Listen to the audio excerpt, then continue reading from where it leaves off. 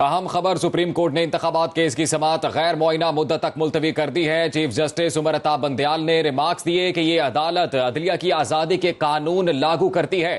جج کی جانبداری کا معاملہ اٹھایا گیا ہے۔ جمعرات کو ایک اور کیس مقرر ہے، اس پر بھی ہدایات لے لی ہیں۔ سپریم کورٹ نے انتخابات کیس کی سماعت غیر معینہ مدت تک ملتوی کر دی۔ اسی حوالے سے مزید تفصیلات جانیں گے عدیل سرفراز سے۔ جی بتائیے گا کیا ریمارکس دیے گئے؟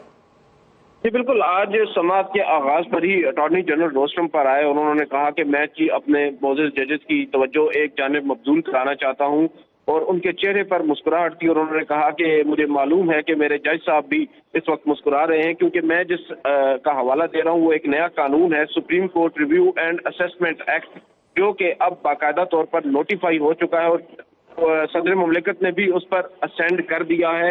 اور یہاں پر انہوں نے جب اس کو پڑھ کر بتایا تو بتایا کہ اس کی ایک شیک کے اندر باضابطہ طور پر لکھا ہے کہ جو ریویو ہے اس کا دائرہ اختیار یا نظر ثانی کا جو دائرہ اختیار ہے اب وہ اپیل جیسا ہوگا۔ اب نظر ثانی کو 5 رکنی لارجر بینچ یا اس سے بڑا بینچ سن سکے گا۔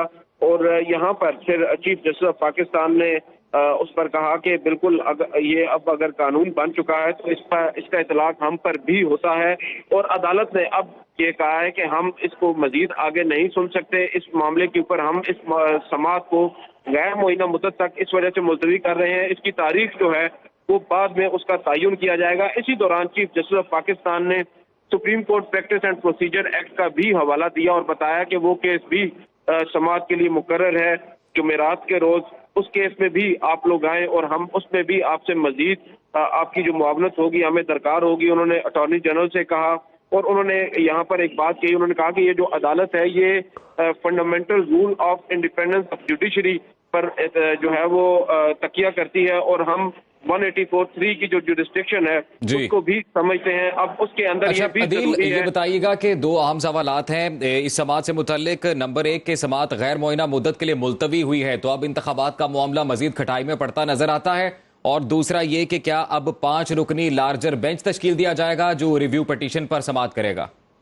جی بالکل، اب بظاہر نظر یہی آ رہا ہے جیسا کہ آپ نے پہلا سوال کیا کہ یہ معاملہ کھٹائی کی طرف ہی جاتا نظر آ رہا ہے، لیکن دوسری جانب لارجر بینچ بھی اس پر تشکیل دیا جا سکتا ہے اور ریکانسٹیٹیوٹ ہو سکتا ہے بینچ۔ اب جمعرات کو جو supreme court practice and procedure act ہے اس کی سماعت میں بھی اس کیس سے ریلیٹڈ کچھ مزید ڈیولپمنٹس ہوگی، کیونکہ آپ کو معلوم ہے وہ بھی یہی قانون سازی ہے اسی نوعیت کی جو supreme court practice and procedure act ہے، جس طرح کی آج یہ supreme court review and assessment act جو باقاعدہ طور پر نوٹیفائی ہو چکا ہے اس پر اب اطلاق جو ہے وہ جو اس پر عمل درآمد ہے سپریم کورٹ نے شروع کر دیا ہے۔ مگر اہم بات یہ ہے کہ عدالت کی جانب سے آج کچھ اہم آبزرویشنز بھی یہاں پر آئی ہیں، بالخصوص جو کمیشن تشکیل دیا گیا ہے اور عدالت نے جو آرڈر دیا ہے اس پر چیف جسٹس نے ایک مرتبہ پھر بات کہی ہے کہ اب اس کو آپ تاریخ کا حادثہ کہہ لیں یا جو بھی کہہ لیں، پاکستان میں ایک ہی چیف جسٹس ہے، اور جو چیف جسٹس کا اختیار ہے وہ ایکٹنگ چیف جسٹس اگر کر سکتا ہے تو استعمال کر سکتا ہے، ڈاؤن دا لائن کوئی اور جج اس کو استعمال نہیں کر سکتا۔ انہوں نے پھر یہاں پر میمو گیٹ، ایبٹ آباد کمیشن، سپریم کورٹ نے انتخابات کیس کی سماعت غیر معینہ مدت تک ملتوی کر دی۔ بہت شکریہ عدیل سرفراز، آپ نے تفصیلاً اپڈیٹ کیا۔